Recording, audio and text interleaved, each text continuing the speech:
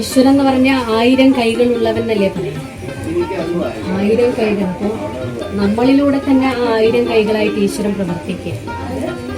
അങ്ങനെയാണ് നമ്മൾ എല്ലാ കാര്യത്തിനും വലം കൈയായിട്ട് മാറുന്നത്. അതുപോലെ നമ്മുടെ ചിന്തയിലും വാക്കിലും കർമ്മത്തിലും ശരിയായ കാര്യങ്ങൾ ചെയ്യുമ്പോൾ തീർച്ചയായിട്ടും ഭഗവാന്റെ വലം കൈയായിട്ട് ഈശ്വരൻ നമ്മളെ നല്ല കാര്യത്തിൽ ഉപയോഗിക്കും. ആ ഒരു സന്ദേശമാണ് നമ്മൾ കൊടുക്കുന്നത്. ഈ ചിത്രപ്രദർശനയിലൂടെ പഠിക്കും. യോഗ മെഡിറ്റേഷനിലൂടെ പഠിപ്പിക്കുന്നത് നമ്മുടെ ഉള്ളിലുള്ള ആത്മീയ ഗുണങ്ങളെ പുറത്തു കൊണ്ടുവരിക എന്നുള്ളതാണ്. അപ്പം അതിന് നമുക്ക് തീർച്ചയായിട്ടും ഈശ്വരൻ്റെ ശക്തി നമുക്ക് ആവശ്യമാണ്. അപ്പോൾ വരുന്നവർക്ക് ആദ്യ പാഠം നമ്മൾ പറഞ്ഞു കൊടുക്കും. നമ്മളെല്ലാവരും ഈ ശരീരം എന്ന ബോധത്തോടെയാണ് ജീവിക്കുന്നത്.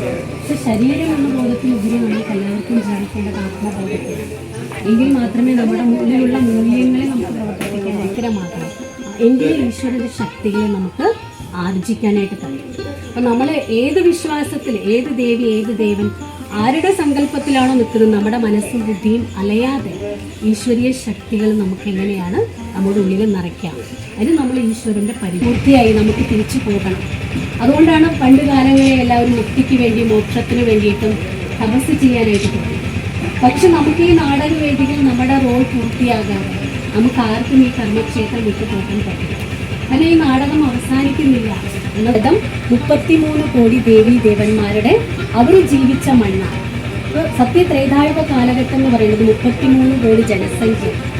അതായത് ഒരു മനുഷ്യൻ എങ്ങനെയായി ജീവിക്കണം എന്നുള്ളത് ജീവിച്ച് തെളിയിച്ച് കാണിച്ചു തന്ന ദേവീ ദേവന്മാരുടെ നാടാണ്. മനസ്സും ബുദ്ധിയുടെയും ഭാണ്ഡം കൊടുക്കാനുള്ള ശക്തിയാണ്. മെഡിറ്റേഷൻ എന്ന് പറയുന്നത് വയർലെസ് കണക്ഷൻ പോലെയാണ്. നമ്മൾ ഇവിടെ ഇരുന്ന് എവിടെ ഇരിക്കുന്നു അവിടെ ഇരുന്നു കൊണ്ട് ഈശ്വരനുമായിട്ട് മനസ്സിൽ ശുദ്ധ വിചാരങ്ങളോടെ മനസ്സിനെ ഏകാഗ്രമാക്കി എങ്ങനെയാണ് പരമമായ ശക്തിയെ നിർമ്മിക്കേണ്ടത്. അതാണ് ഈ ചിത്രത്തിലൂടെ കൊടുക്കുന്നത്. കാരണം നമ്മുടെ എല്ലാവരുടെ ലക്ഷ്യം ഇതായിരിക്കണം. ഇത് ലക്ഷ്മി നാരായണന്റെ ചിത്രമാണ്.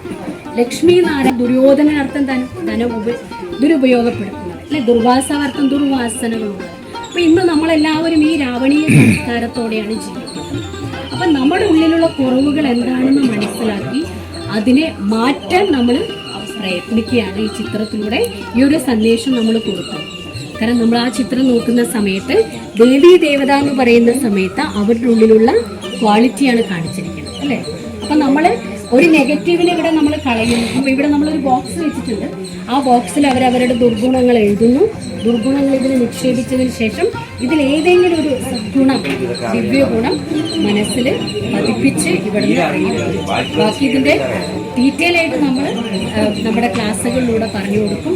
നമ്മുടെ എല്ലാവരുടെയും ലക്ഷ്യം എന്താണെന്ന് വെച്ചാൽ വീണ്ടും ഇവിടെ സ്വർഗീയ കാലഘട്ടം, സത്യയുഗീയ കാലഘട്ടം, ദേവീ ദേവന്മാരുടെ കാലഘട്ടം വരാൻ നമുക്കെല്ലാവർക്കും ഒരു വിരൽ നമുക്ക് വേണ്ടി ഒരു സഹയോഗം കൊടുക്കാമെന്ന്.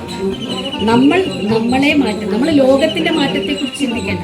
നമ്മൾ മാറുമ്പോൾ നമ്മുടെ ചിന്തയും നമ്മുടെ വാക്കും നമ്മുടെ കർമ്മവും ഈ ലോകത്തിന് കൊടുക്കുന്ന പരിശുദ്ധമായ വൈബ്രേഷൻ ഈ ലോകത്തെ തീർച്ചയായിട്ടും.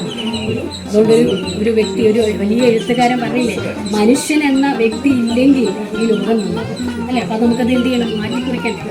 മനുഷ്യനാണ് ഈ ലോകത്തെ നശിപ്പിക്കാനും കഴിയുള്ളൂ, മനുഷ്യനെ ഈ ലോകത്തെ നന്നാക്കാനും കഴിയുള്ളൂ. അപ്പൊ നമ്മൾ കുറച്ച് പേര് വിചാരിക്കുമ്പോൾ തീർച്ചയായിട്ടും നമ്മുടെ ഉള്ളിൽ നിന്ന് പോകുന്ന ശുദ്ധമായ സങ്കല്പം കൊണ്ടുവരാം. അപ്പൊ ഈ ചിത്രം കാണുമ്പോൾ എപ്പോഴും ഓർമ്മിക്കണം, എൻ്റെ കർമ്മം, എൻ്റെ വാക്ക്, എൻ്റെ ചിന്ത ഇവരെ പോലെയാണ്.